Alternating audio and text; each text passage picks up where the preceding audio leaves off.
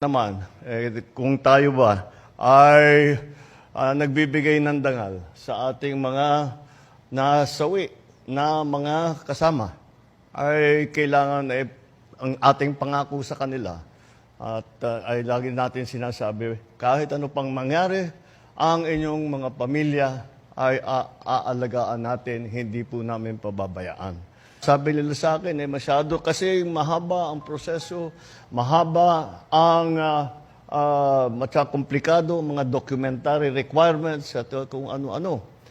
Ay kako, hindi siguro tama yan. Dahil bakit naman mahaharang ang ating ibinibigay na tulong sa mga pamilya ng mga nasawi? Bakit mahaharang? Dahil maraming masyadong hinihingi na dokumento, maraming masyadong proseso, ang punot dulo ay nagiging matagal na, nagiging masyadong matagal ang pagbigay ng mga benepisyo na ito. Kaya't ang aming ginawa ay sabi ko, kami na, tayo na ang magbuo ng mga dokumento.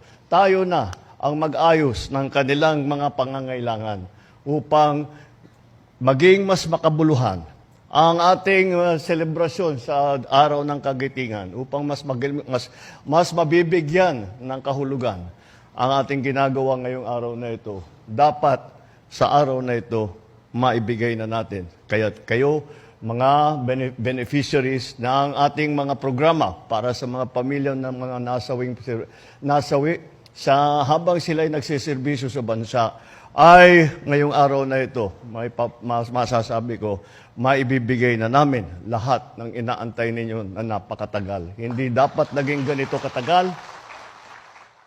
Kaya't yan po ang ating ginagawa po ngayong araw. Tinitiyak po natin na lahat po ng